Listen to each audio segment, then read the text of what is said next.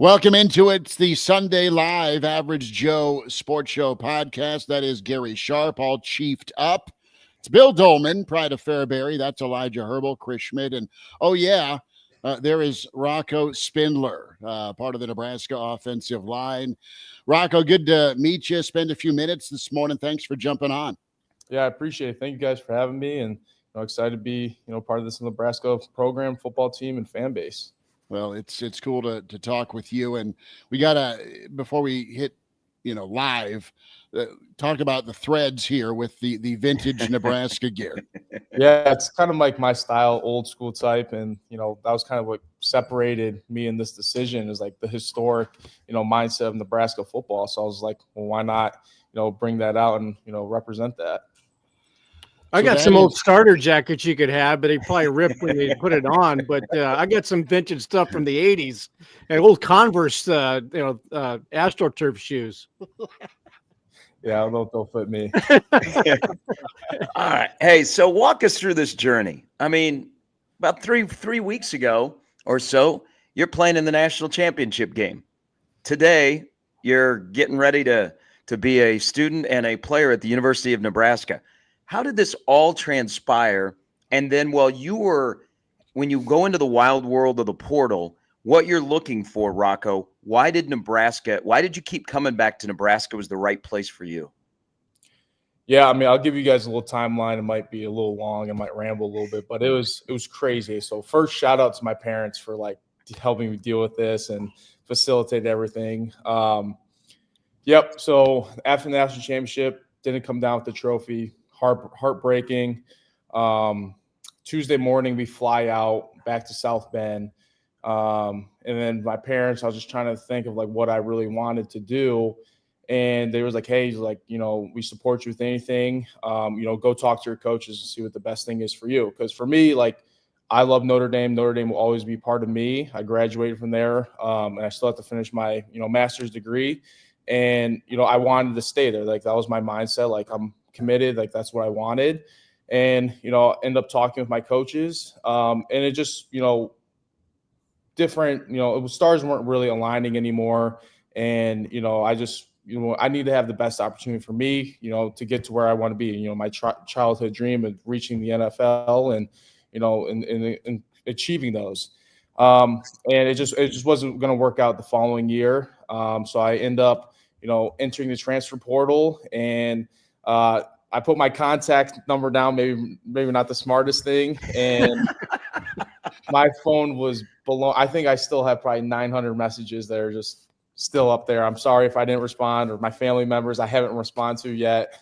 And it was crazy. So had my meetings Wednesday, Thursday morning. By noon, I was in the portal, and then I started taking my visits soon after that. So I had my team, my agents kind of facilitate that. Just I didn't really have to call or text, just because I was getting as soon as I would respond, then they would respond right back. And so he was kind of facilitating who's going to call what time.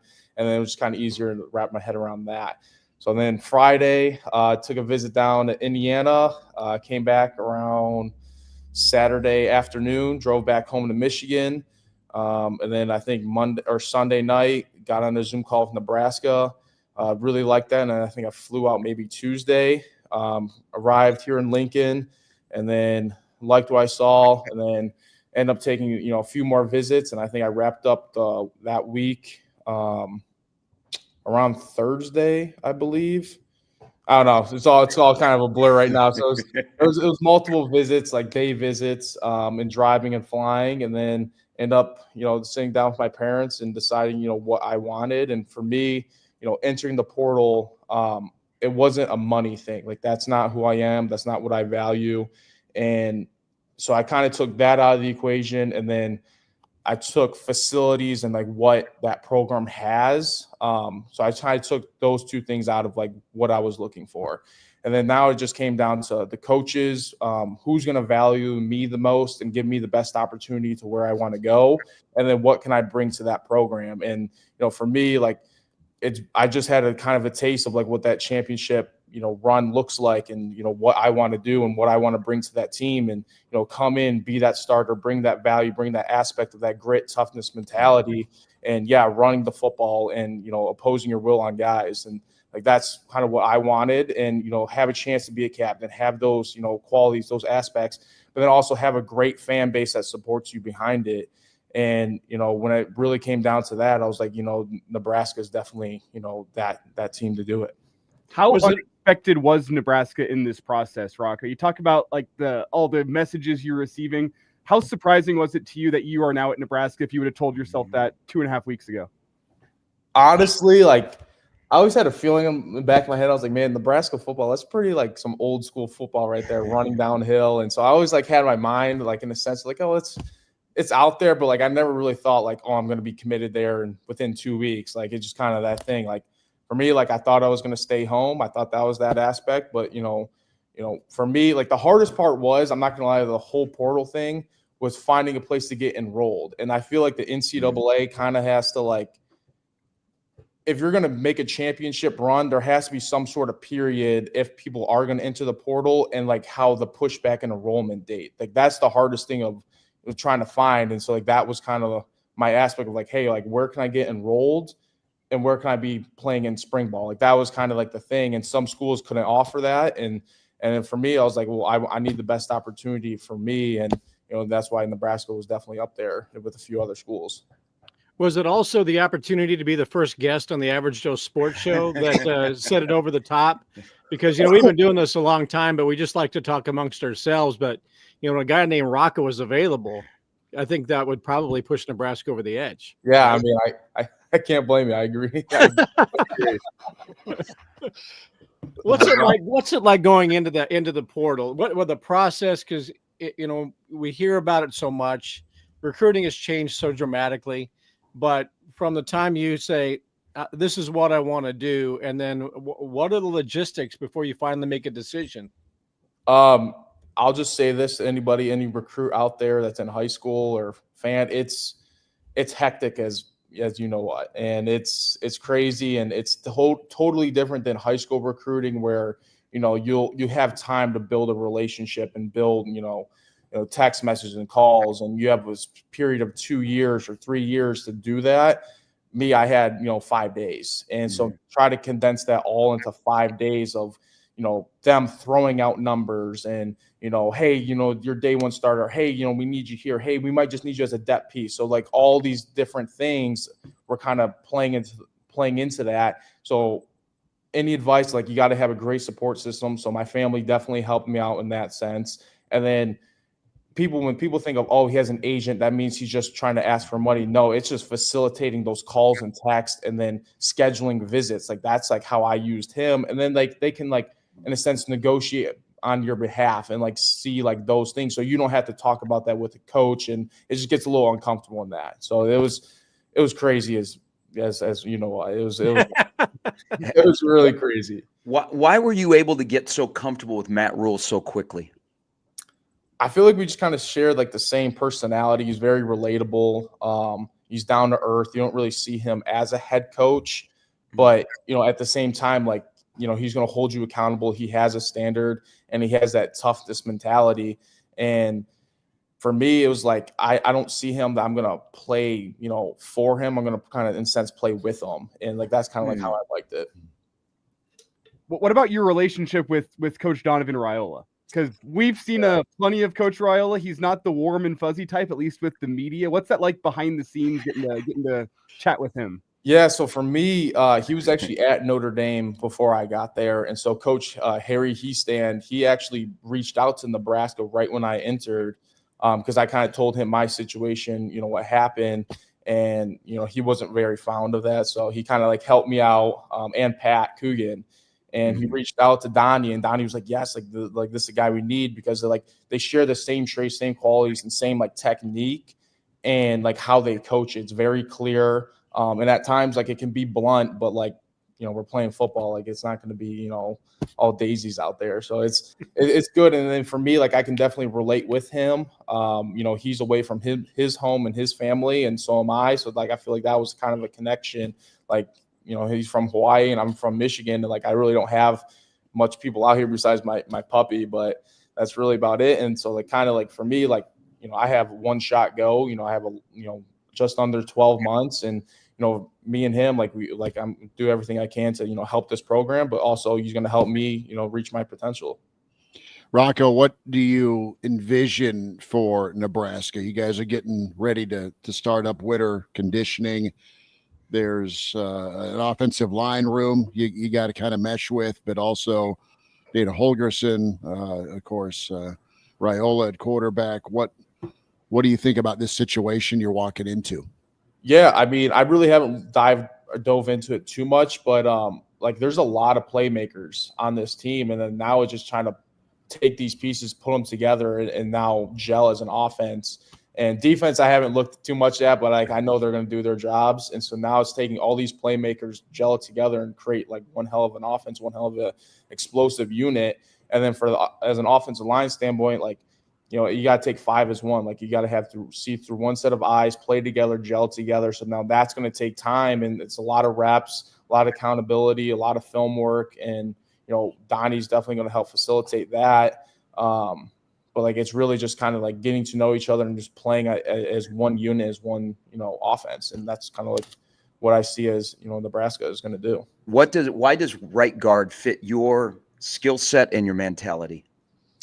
Yeah, actually, I played left guard my first 2 years at Notre Dame, and then Coach Heastan actually moved me over. He just felt like it was a better fit for me, and you know, I kind of just took the reins on that and haven't looked back since. And then beginning of fall camp last year, I actually moved back to left guard just kind of to do it. And then I ended up moving back to right guard when the opportunity came about, and kind of just brought me back to it. So I was like, all right, might as well we'll do it. But for me, like, it really doesn't matter like what position, but I feel like you know, comfortability, every player has one. And I feel like right guard and the opportunity that I have here is to do that.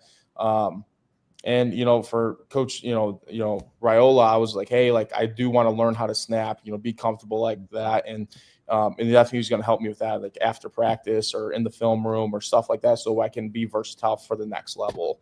And, you know, if anything, God forbid, happens, like I'm the guy that, you know, you can call on, and I can do that, bring another guy in, and we'll see what happens. So I'm pretty comfortable at right guard. I like it. And, you know, if anything happens, slide me over, slide me right, slide me left. I don't know about the outside pieces. I'll leave those to the other guys. How did Marcus Freeman build a championship caliber program at Notre Dame over the last few years, and how can you impart what you learned to this Nebraska program in the short period of time that you're going to be here with one more year to go?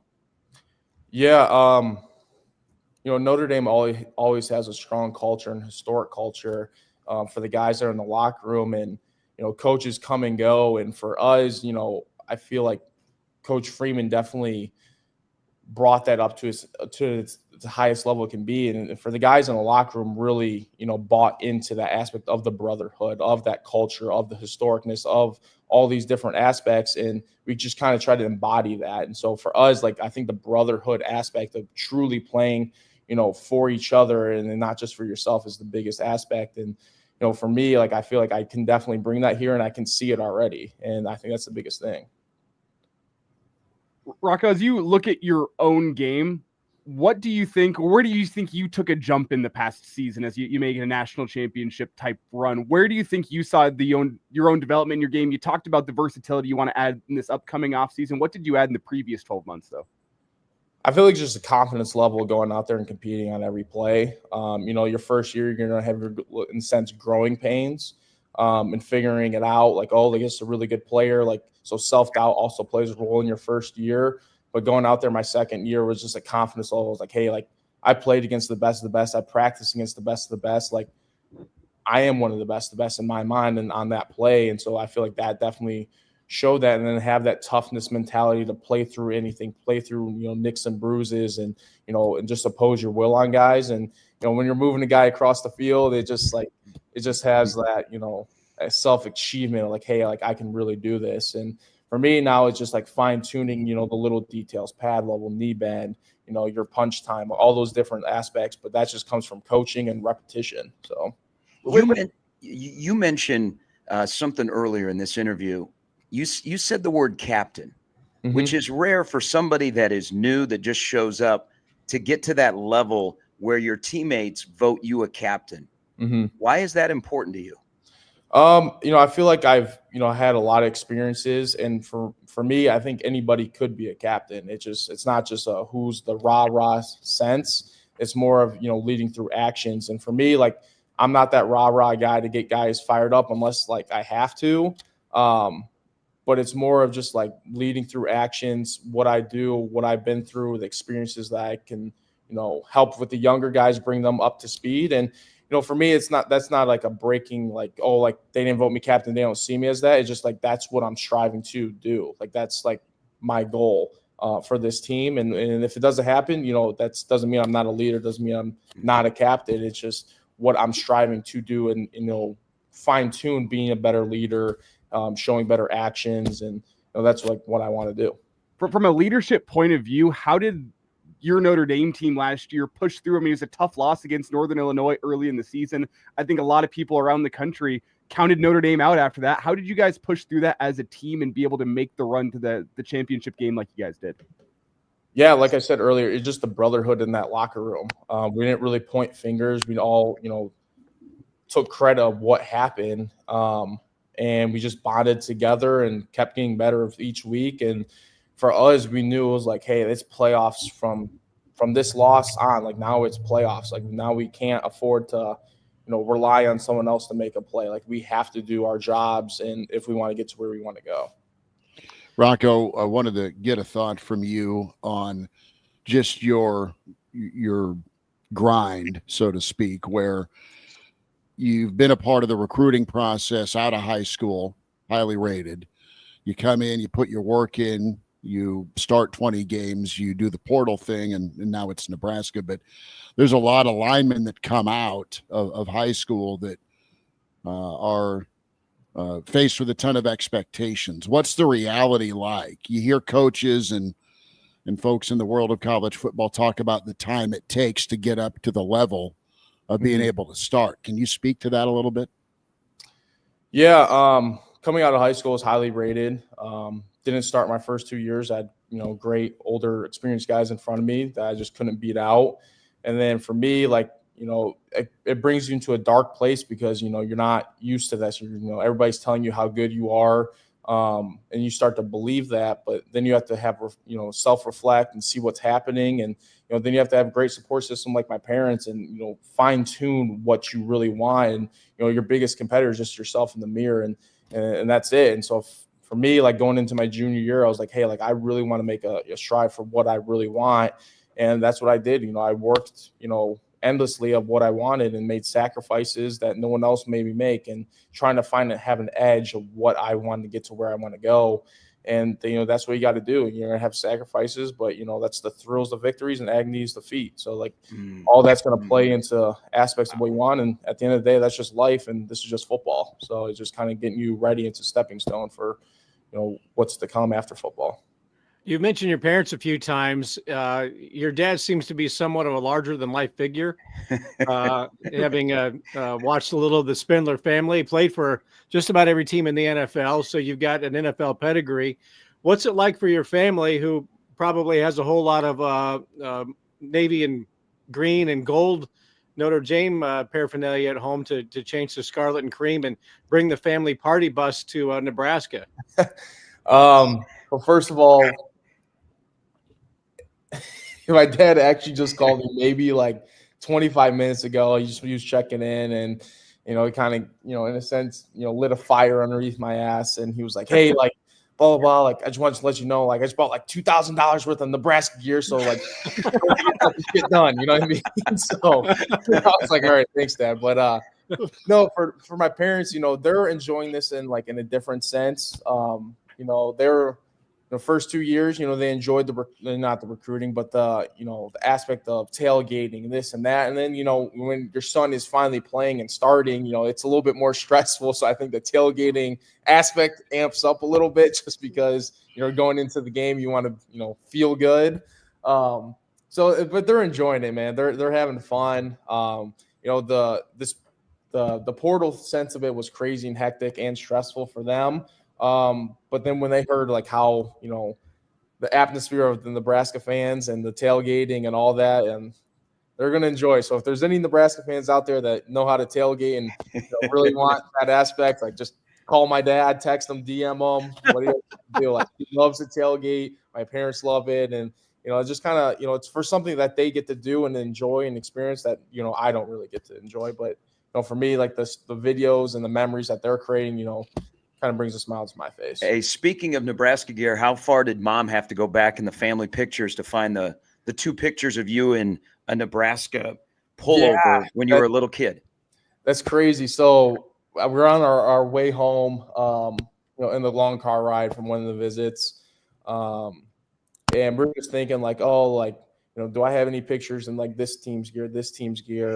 And then she was like, wait, yeah. I remember now. Like, she goes, one of Dad's, you know, buddies when he was on the radio and you were born, they sent us a Nebraska jersey saying like he's going to go play football at Nebraska one day.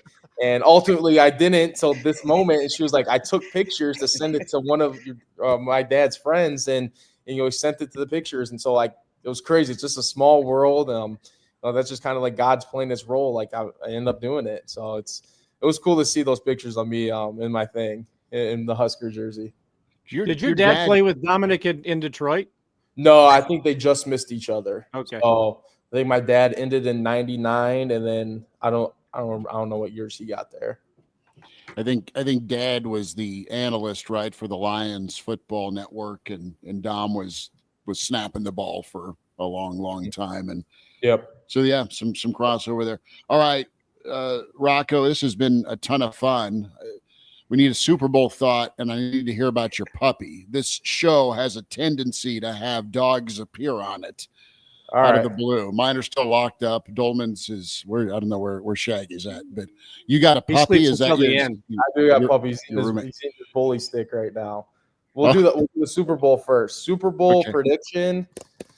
I'm not really good with scoring. But my mindset is like, yeah, I'd love to see, you know, the Chiefs do a 3-peat. I think that's awesome. But also in the back of my mind, like, I love the Eagles' offensive line. You know, they run the ball very well, and you know, the running back special. And for them, like, I would like to see that offensive line win it just because like what they overcame and, you know, injuries and, you know, losing a veteran like that. And that's something special. And plus, you know, Nebraska guy at center. I mean, you can't really ask for much more than that. And, you know, I got to support him. You know, I kind of have to adapt that culture. But I also would like to see the Lions somehow appear on the TV right now. But you know, it's not going to happen. Yeah, I think I'm going to go with the Eagles on this one. I'd like to see them just because, too, like, I don't want, you know, the comparison of LeBron versus, you know, Jordan as, you know, now Mahomes and Brady. You know, for me, like, Brady. You don't want that wear out, do you? I don't want that. I feel like Brady will always be the GOAT. I think Mahomes is a hell of a player. You know, what he's done and accomplished, and, you know, they got a hell of a team and dynasty, but, you know, I'm always going to be a Brady guy, and I really don't want that to be in the conversation anymore. I love how political that was for somebody. That was like, the answer there is I'm tired of the Chiefs. I don't want them to win, but he knows he's close to Kansas City now. He knows Kansas City fans around, so he's going to say nice things first. Yeah, so yeah, Dylan. I'm actually going to go to Dylan's house or apartment today, and we're going to, you know, watch the game. And I know he's a huge Chiefs guy, so I'm not going to step on any toes. But you're to show up in Philly gear, aren't you? No. Well, the offensive line was like, hey, we want Philly to win. So for me, like, I got to work well with, you know, the offensive line. 5-1, so I'm rooting for the Eagles. Mm-hmm. So, and then puppy, come here, Paulie. All right, let's see it. Come here. Oh, man. Oh. So this is Paulie. Oh, he's English bulldog. Holy smokes! That's an offensive line dog. Yeah. Let's see. That's pretty good. Come here. He's afraid of camera. There he goes. So he's a good boy. He's about 7 months, and he's enjoying this move. He was a little stressed, but he's doing better now. Now that I just give him treats and bully sticks and endless walks. Yeah. There's probably an NIL deal in there for Paulie. Yeah, so if there's any Husker fans out there that have bully sticks or extra bones from the cattle and stuff like that, please let me know.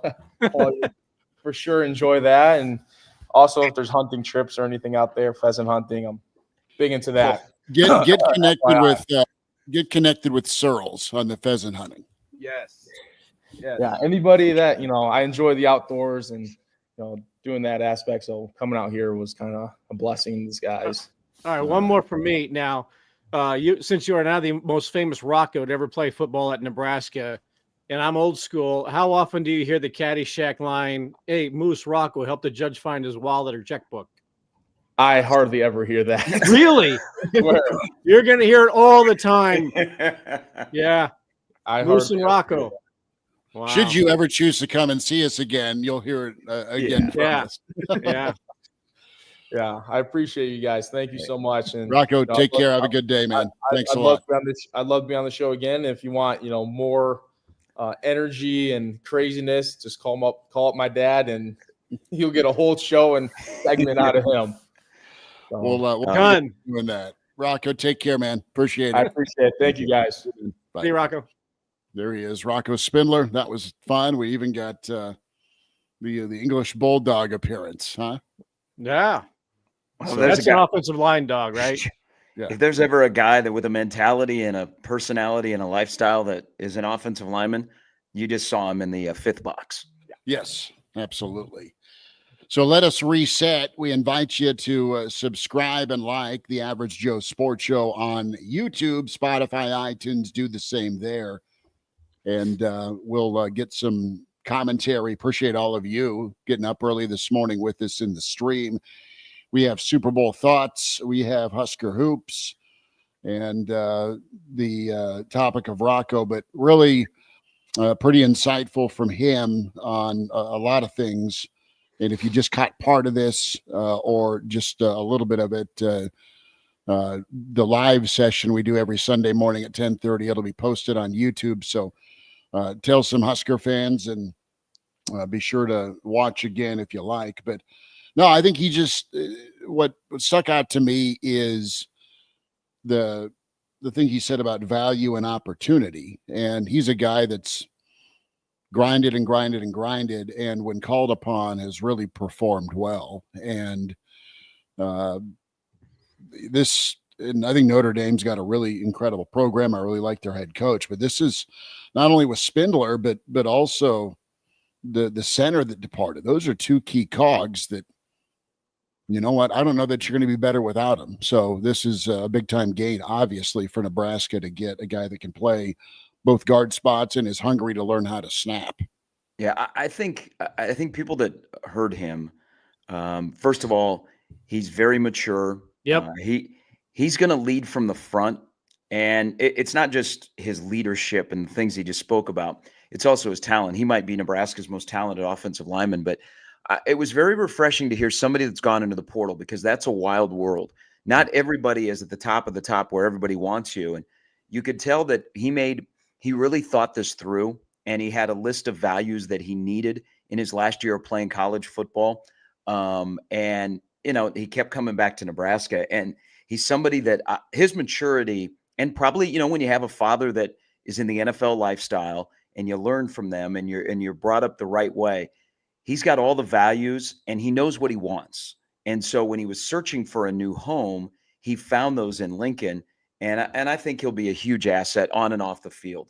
I think in a short amount of time, Nebraska was able to build a relationship that, he could have gone elsewhere and places would have, sold him a bill of goods, but he kept coming back to Nebraska. And I think it actually looks better for Nebraska that he didn't say yes to Nebraska when he was initially here, that he went and looked elsewhere, because he could compare Nebraska to other schools. And so I think that makes Nebraska look better. I think Nebraska got a really, really good ambassador, but I also think they got a really, really good football player. And that was, I hope people enjoyed that, because I love that he walked us through the process, because we hear so many things about agents and money and promises that are kept and unkept.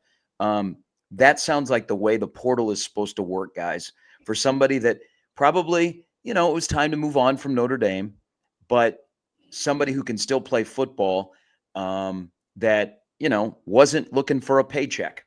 They were looking for a home. And that's how the portal's supposed to work. And so that was a great example by Rocco. Yeah, so many of these transfer guys, there's always that line that follows, like they're leaving for a reason, and oftentimes that reason is not the right one. It is chasing the happy meal under the table or over the table now. But maturity is the thing that came to my mind, and personality. And I don't want to diss on Micah Mazuka and what all went on last year. They had a really talented football player. There were certainly ups and there were downs. There was probably a question as the season is going on as to what the fit was. I think when you hear him talk about the process and why he ended up here, and the family background with his dad having played in the NFL, I think that's what you hope that all transfer portal acquisitions are going to be like. And there's no guarantee that Nebraska is going to bat 100% with the ones that they did bring in. But to have somebody like that on the offensive line is significant. The other thing that I go back to is Matt Rule did not have a lengthy stay in the NFL as a head coach. He has had some experience in the NFL with the New York Giants as an assistant coach. But I think that recent experience, as brief as it was, still pays big dividends for Nebraska, because especially with the 105 roster limit now, that there's an understanding of what it takes to be in the league now. He always talks about the second contract, managing the roster with the 57, and then how you're going to fill in. But I think Matt Rule's CEO, I talk about it a lot, his CEO experience of being an NFL head coach, understanding the culture in a brief period of time. He's got a keen sense anyway. I think that paid big dividends to get a guy like him to come in for 1 year. And as a reminder, if anyone's just joining us now and you missed Rocco, you can rewind the YouTube video back to the start of the show. We got a good 25 minutes with Rocco, so you can go do that. Or once we finish up the show, you can go back, check out the replay, and watch the beginning of our show as well to catch the interview with Rocco. But do you want to get your guys' thoughts? How many Busch Lights do you think his dad's going to crush at his first Husker football game? Like, hey, well, and let's. You don't need an invite. Just show up to a tailgate and ask for a Busch Light, and you'll have 3 in your hand. Let's think about this too. I mean, it's going to be the Arrowhead parking lot. Yeah. I mean, it's going to be crazy. So I think one thing that is, we cover and are involved with a football program that is a blue blood, that is historic, that loves the game and loves everything about Saturdays. And I think just listening to Rocco and then him inserting his dad, you're a talented football player, but also you have an appreciation for the sport, like the history of the sport. Like, you're a fan of college football. I mean, how can you not be a fan of college football playing at a place like Notre Dame? You play in a historic venue, you get to play in big time games. And it's just like a nice transition to Nebraska, where you're going to play in a historic venue and you're going to play before big crowds and you're going to play in big games. And I can appreciate players that they appreciate the sport. Like, they're fans of college football, because that's not always the case. Most players, they're fans of just going and playing football. And then when the game's over, maybe they come home at Saturday night and they don't watch any other games. They don't pay to a lot of attention outside of their sport. But I can tell that the Spindlers are big college football fans, and they appreciate the pageantry of what Saturdays are like. So I got to imagine that family is through the roof to go from a place like Notre Dame to a place like Nebraska that appreciates the sport and celebrates the sport. They do have a bus that looks like an old school bus. I'm not sure it still has the legs to make it from where are they, Scranton, to make it to Nebraska, but it's the new Bussin' with the Boys if Will Compton doesn't show up in town. Now, let me ask, what was Virginia on the radar for Spindler? It was. That's what I thought. So when, Gary, like when you're talking about a family that appreciates the history of college football, could you imagine him going to Virginia?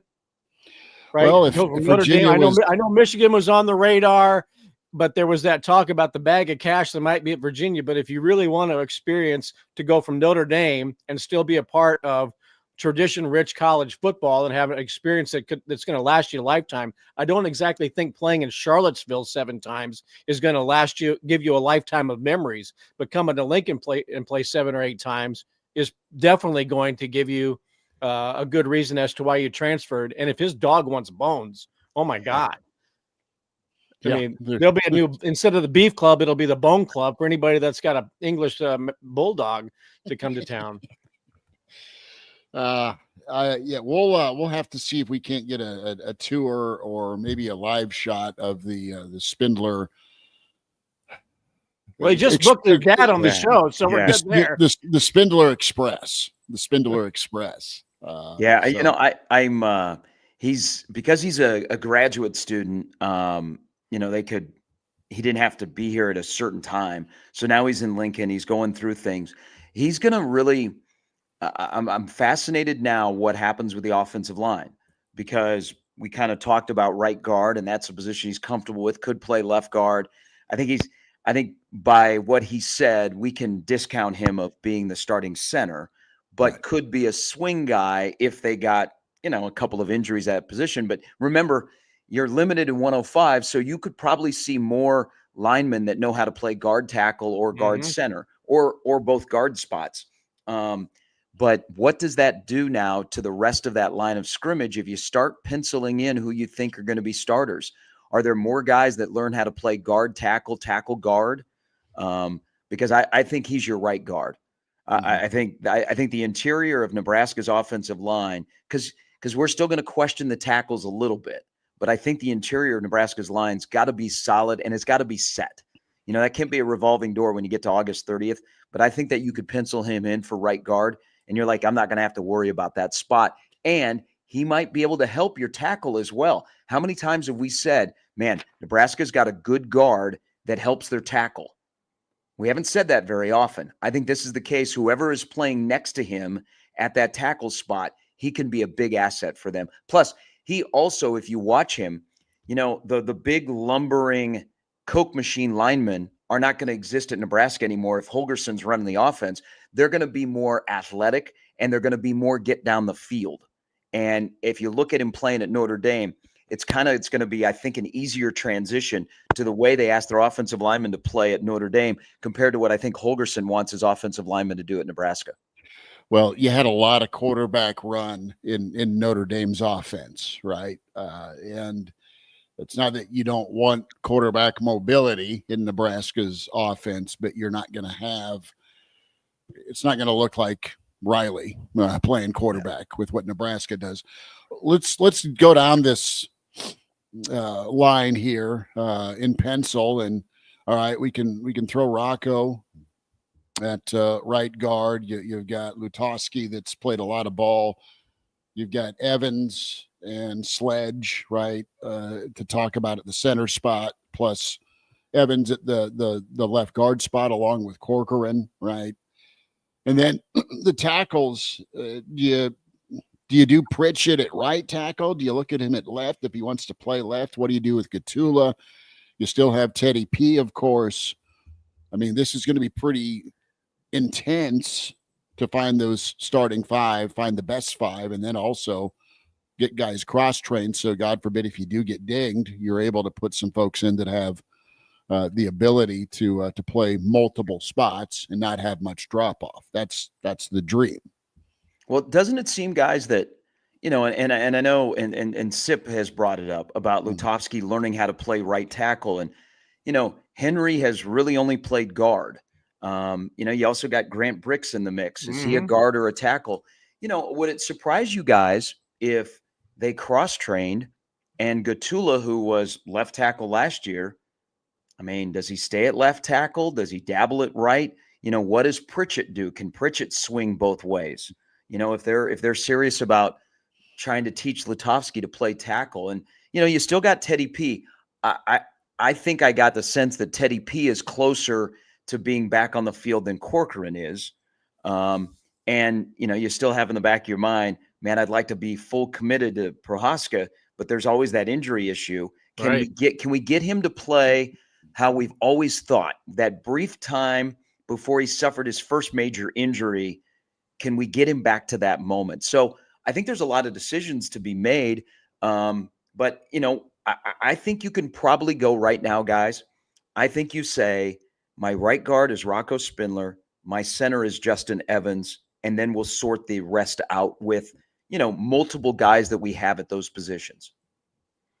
I hope that there's development with the young guys. You know, especially with Bricks. Knutson gets lost. Nobody talks about that anymore. But with so much invested in getting a Grant Bricks here as being the foundational piece for the offensive line, and then he's not even in the early part of the conversation. Gatula was kind of forced into that because of the injuries on the left side, and you had Prohaska go down, and then Corcoran. And that Corcoran's about a hamstring tear that had to get repaired. Yeah. And as much as I think, and you alluded to it, Gary, we're all hoping that, certainly the football gods and angels are going to protect them so that Teddy can have a full season of football. It's just no guarantee. I mean, it's shoulder, it's a couple of knee injuries, and then you've got So there's no guarantee that those guys are going to make it through a full season. And that's why Gatula got the experience that he got last year. But I hope that some of those younger guys have been developed to where it's not just this rotational every season of who's in the transfer portal, that you do have guys who are starters for 2-3 years, who committed to Nebraska and are going to be there. They're bringing in, the kids from Hawaii. By all accounts, they were, excellent recruits as well. You would hope Nebraska is the developmental offensive line program that Matt Rule envisioned, as opposed to who are they getting in the portal every year? Who are they going to get in the portal in April? Right? Because there's still that. And didn't Minnesota just have somebody go in the portal this weekend? They had a guard. Yeah, a guard that's in the portal now. So, I mean, it's crazy. I thought the portal was a specific period of time and then another specific period of time, yet it just continues to go on and on and on. But anyway, I just hope Nebraska develops their own at some point. And as you talk about their own, we mentioned both Teddy Prohaska and why am I Corcoran? Corcoran, excuse me. Thank you. I was thinking Letovsky, and that wasn't right, because I saw both of those two, it should be noted, at the Lincoln Stars game on Friday night, sitting in Dylan Raiola's section. I know there's been a lot of talk about what their future looks like playing football. I didn't talk to them. I didn't ask them. I was letting them enjoy their time at a hockey game as I enjoyed my time at a hockey game. But they both got around seemingly well, and I think it says something that, if they're going to a hockey game, maybe not with Dylan Raiola, but sitting in the same section, I think it maybe says something about what they want to do with the future of their football playing careers, trying to make a comeback. Is there more than one Dylan Raiola? I mean, that guy's like everywhere. High school games, college games, Super Bowl locker rooms. It's funny you Stars games. It's funny you ask. There are multiple Dylan Raiolas. Maybe. I mean, we might see one at the Super Bowl tonight playing quarterback for the Chiefs. He's hosting a Super Bowl party today. Yeah. I hope Nebraska doesn't need to go into the portal in the offensive line after spring ball. Yeah. I hope they know their 8 to 10 to 12 core guys, and they just roll with it. Back to left tackle about Gatula. He's one guy. I didn't like him in high school. I watched Maverick Noonan mess him up one day when Elkhorn South was playing Lincoln Southeast, and I thought, oh boy. But he's a guy that has turned my opinion, because I thought that's a blessing in disguise that he was forced to play early. And, he held his ground. Like we weren't going, oh man, Gatula is a turnstile. He was actually getting better as the weeks gone along. And I think I would be more comfortable if you just said, Gunner, that's your job. It's your job to keep it. And we're not gonna play lineup gymnastics with left tackle, and we're gonna let you grow. So if that's the case, now you kind of maybe have 3 of your offensive line spots locked down. But one thing you brought up, Bill, and Elijah was the first to bring this up, is the freshman from Hawaii, Torres. I would not be surprised if at some point during the upcoming fall, he's at least on the depth chart as the backup center, as a true freshman. What I said during bowl prep was the Husker coaching staff was impressed, if not a little bit surprised, of where his starting point was in his Husker career, how college ready he showed up to bowl practice. That's just the report. I don't know what that means for next season, but I'm with you, Gary. Wouldn't be surprised to see that as a guy even potentially getting snaps next season. Well, and I think there's another part of this recruiting offensive linemen and developing is, and Bill and Schmidt know this, because this is back in the days of Milt and Dan, of the connections where Nebraska had the connections to the Samoans. I mean, the Raiolas, the Finotis. I mean, Finoti is one of the best offensive linemen that's ever played at Nebraska that I don't think gets enough credit for. But you know, they've got a connection with Donnie, and those guys come with a different mindset, and they also come with a different type body. And if anybody has seen pictures of him since he's been at Nebraska, I mean, he's built. He's a brick shit house, guys. I mean, he's just that. He's going to be tough to move. But those are the kind of guys that if they come physically ahead of others, they need to then be on the field. And I think he's one of those guys. I think the offensive line is in a better spot than we want to give it credit for. But they just need to play in a system where the guy that's calling plays trusts them. Well, because that's the problem. The offensive line did not trust Satterfield. The offensive line knew that Satterfield didn't really want to commit to running the football. The offensive line wanted to run the football. You get Dana Holgorsen in there, and he's like, I need you guys. You need me. I need you. We're going to run plays that are specific to your skill sets, and look at the different vibe of the offensive line. I'm not saying they turned into road graders or anything, but they were better as a fivesome in the tail end of the season than they were at any part in the year and a half before. They played more confident. They moved the line of scrimmage the correct way. You saw the run game. You saw the connection with the offensive line and Emmett specifically. You know, he had quite a bit of running room before he got touched, and it was good. And you saw adjustments made too, where maybe some teams got early pressure on Dylan, but then it was corrected, and then that pressure went away. So you saw when Holgorsen got to town, and by that second game, case in point, Wisconsin, things really start to click. Now you've got an off season and a full season. Find your best five, and you're going to accentuate the positive, so to speak, with what this offensive line group can do.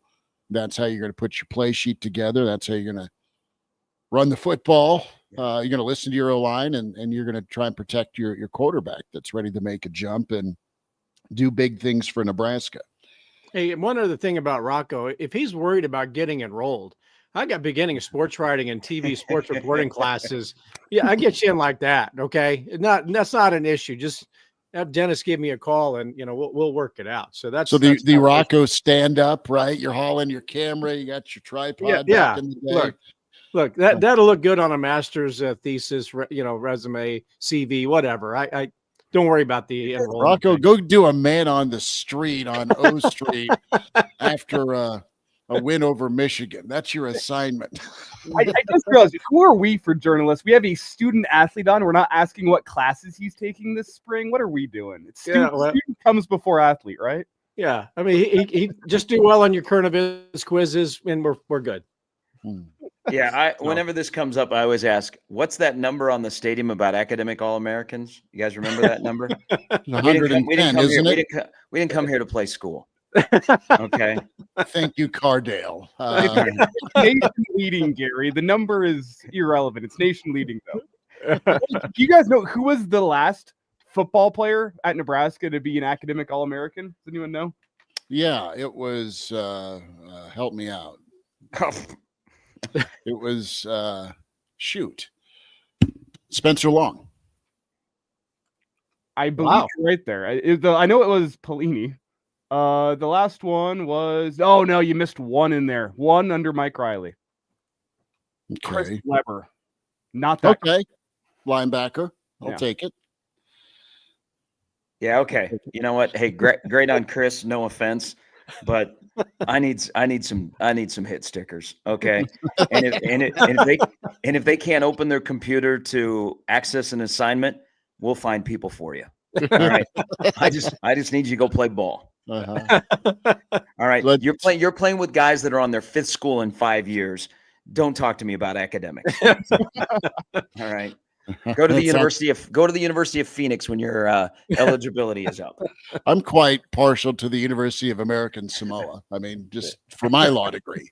I do think it's funny that we're having this conversation. Then you go to Super Bowl media days, and like folks from CNBC are asking players about their thoughts on tariffs and whatnot. And it's like, maybe not the group of Americans we should be talking to about tariffs. Football players. No offense. That comes off as harsh, but. Wow. That is not a shut up and dribble take from Elijah Herbel. Let it be known that is a football players are not at their respective institutions to be playing school in this day and age. Let's spend a minute on hoops. It's going to be big one at PBA, tip off at 1 as we lead in before we finish with the Super Bowl thoughts with Gary Chief Fecta. Thank you. Somebody asked in the stream how many hookers I've ordered for the celebration. Yeah, I'm good. I'm good. Base covered. Yes. Huskers, what's the line? Let me even look that up. 2.5. Okay. Well, no, I'm talking for Husker basketball. 2.5. Okay. Yeah, the Chiefs line, I'm surprised the Eagles haven't become the favorite because a lot of the money is on the Eagles. I think it's still a 1.5 or a point. So how we feeling about Big Red basketball? They flipped it around. It's been defense, it's been shot selection, and then the anti-Iowa game as they were able to come back in the wee hours against Washington. But, guys are figuring out their role, accepting their role, and they're playing well. And I think it'll be a pretty good crowd before folks transition to their Super Bowl festivities. Got to have it today. It's a game at the lines. I mentioned this on your show the other day. Nebraska's got to hit free throws. And when they were before they went on their losing streak, they were hitting at a 74, 75, even higher clip. But during that 6-game losing streak, they were shooting 64% from the free throw line. Got to get there and got to make them. On the other side, you got to defend the three. Ohio State likes to launch like Illinois and like Oregon tried to do. And if Nebraska's 3-point defense is as good as it was against Oregon, not so good in the early part of the Washington game, but certainly better in the second half. But if Nebraska shuts down Ohio State's 3-point shooting, and they're pretty good at it, and they make their shots at the line, I think Nebraska protects home floor. I think the second half of the Washington game is what Nebraska basketball is supposed to be. And they're scoring the ball too, but make the shots, make your free throws. Oh my God, make your free throws. 64% in the 6-game losing streak. That is very equal to one another, but defend the 3-point shot against Ohio State and they win. And to me, I 100% with you is Nebraska's success has come down to how well the other team has shot the 3-point ball. I also think it comes down to, and what we've seen as of late is Bryce playing like a number 1 and Juwan playing like a number 2. Those guys, we talked about role acceptance and how guys fit into roles better within the last couple of games. That to me is very important. Can those guys combine to put up 35, 40 points? I mean, in the winning streak, every single game, those guys have combined to put up 40. I don't know if it needs to be 40 every single game, but it needs to be around that point. Like, you need both of those guys to get theirs. It opens up things for a siege. It opens up things for Raleigh as a distributor. Having those guys be your number 1 and number 2 scoring threats, those guys need to play like it today. I think that don't overlook this. And if Nebraska has a good week this week, guys, if they beat Ohio State and Maryland, they're pretty close to being in the tournament. Mm-hmm. I mean, what a turnaround. I want to give credit to Fred Hoiberg because Fred has, and Fred's record is what it is. But in February, he's good, and he's got a chance to put this program in the NCAA tournament for 2 straight years. And the season was going south. And it didn't look like guys like playing on the floor with each other. And the only guy that was keeping any semblance of togetherness was his son, who is Mr. Energizer Bunny. And I think Fred likes player-led teams. It's kind of like the NBA.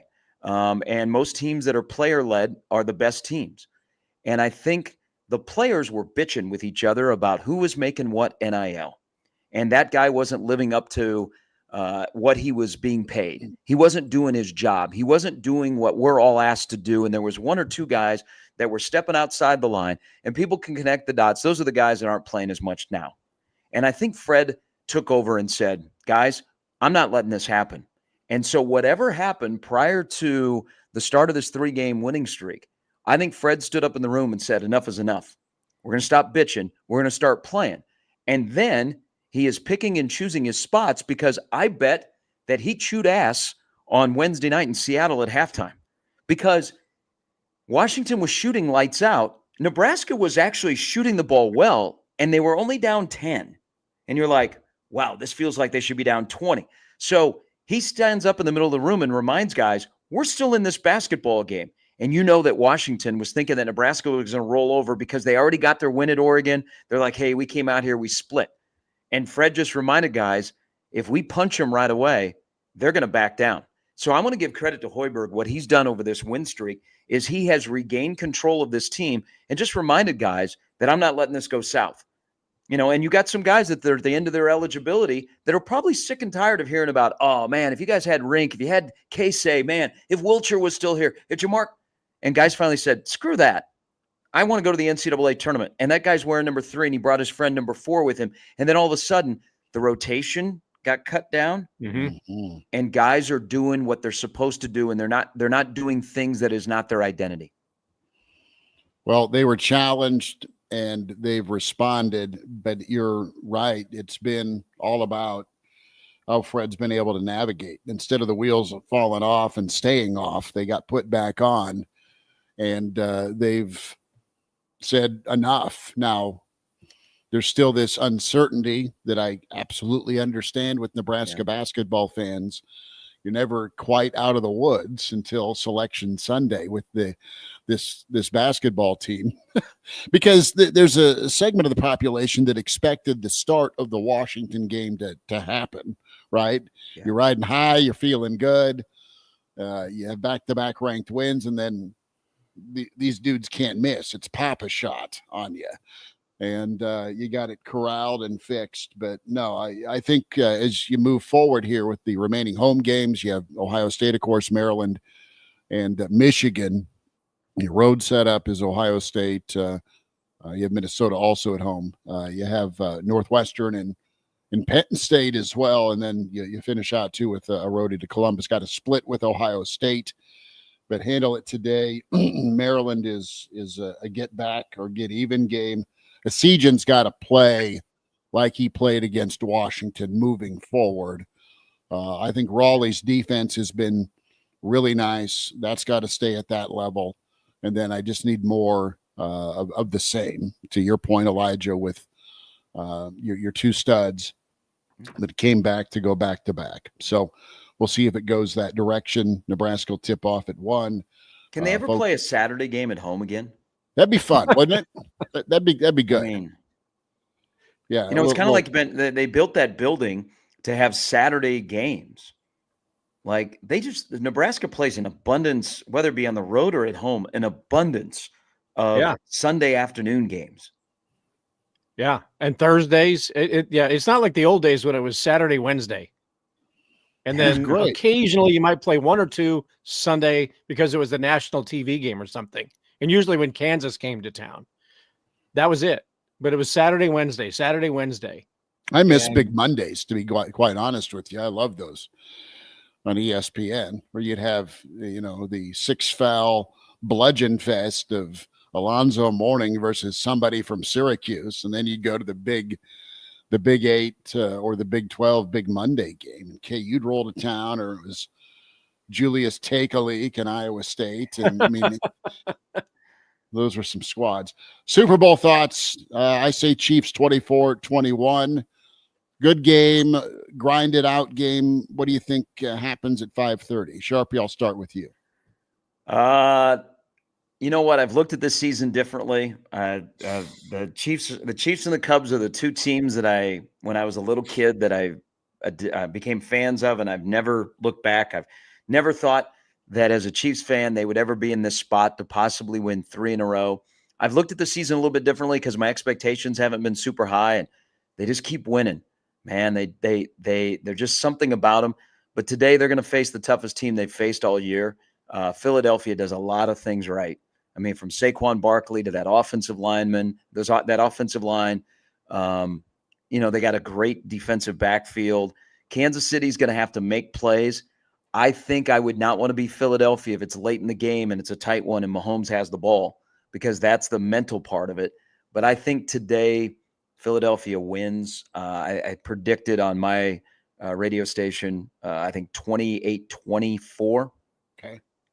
But if it happens, then you have to have the discussion about dynasty and GOAT, and there's a period after both of those that starts in Kansas City. But I think today will be a great game. I hope people enjoy it, and I can't wait to see all the pushback and people that are upset that Kendrick Lamar is singing at halftime and that he will get praised for singing a song about the pedophilia of Drake. Well, I mean, hey, so Drake has only won 5 Grammys. Kendrick Lamar won 5 Grammys Sunday night off a song about Drake and being a pedophile. Yeah. America is unbelievable. For those of us that have been Kendrick Lamar fans going on a decade now, it feels great to see the come up of him going and performing a Super Bowl. Like, I hope, this is my hope for the game. In a game where you have one of the most insufferable fan bases in all of pro sports with the Philadelphia Eagles, against a team that's always in the Super Bowl, and they're a division rival, so I'm kind of sick of it. I'm just hoping Kendrick plays some old stuff. I'm hoping it's a good halftime performance. I'm hoping the older generation of Americans leave the halftime show dissatisfied, maybe a little bit angry, as they always do. It should be good. Looking forward to the halftime show.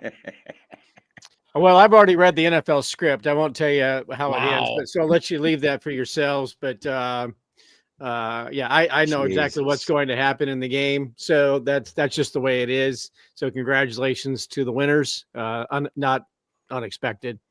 I think that Kansas City is facing a team in Philadelphia that probably has something that they've not seen this season. I think Saquon Barkley is an incredible difference maker. They've got a running game that the NFL has not seen for a long time. And I think Barkley will have a great game. I think, but Jalen Hurts also is not in the spotlight as much as I think he was a couple of years ago when they played in the game. And when he was in his first Super Bowl, he played really well. Except for the fumble. So that was right. But for the most part, the moment wasn't too big for him then. I wouldn't expect the moment to be too big for him now. So I think Hurts will have a good game. I think I predicted an unusual score like 29-25 or something. I think the Chiefs might throw the script out the window. And again, I root for interesting. I hope they win the Super Bowl. I hope they start 0-2. And I hope Eagles fans go apoplectic at the beginning of next year and call for Nick Sirianni to be fired, because I think that would be really, really interesting. But I think we will see the end of the brotherly shove. This will be the last. Next year they'll outlaw it, and that'll be that. How about this? You could have the two major football championships could be won by coaches that either at the beginning of the year or at some point during the year, their fan base wanted them fired. And Ryan Day and Nick Sirianni. Man. Yeah, and if they don't start off well next year, they'll want to get them fired. Chiefs have won 12 one-score games this season. It'll be a lucky 13 today. 24-21. We have good reviews in from Papa Bear. Mark Spindler loved the interview. The Spindler Express shirts are being printed as we speak, and he is RSVP'd. So just let me know when we're going to have Dad on. We'll make. Well, Mark, if you can get up by 10:30 on Central Time on Sunday mornings, there's a box for you. Let's get him on pregame at Arrowhead from the parking lot. Okay. Well, let's get him on before that, but yes. Yeah. Done and done. So that'll wind us down. We invite you to like and subscribe the Average Joe Sports Show on YouTube. Spotify, iTunes is also where you can get the audio, I should say. And tell your friends about the AJSS. We love doing the Sunday live, 10:30-ish for you. And we'll be back at you. You're winding down. Well, mine are still locked up. Wind down, and all of a sudden it's like, yep, here we are. The German's trying to break out of her lair downstairs. $500 in stitches later after the latest dog fight. So she's sleeping one off. Sharpie, enjoy. That's why Shaggy carries a Glock. You don't have no problem. It's pretty good. All right, Elijah, appreciate you. Sharpie, appreciate you. Billy D, thank you much. Hey, boys. Schmidt, we'll talk to you this week on the Average Joe Sports Show.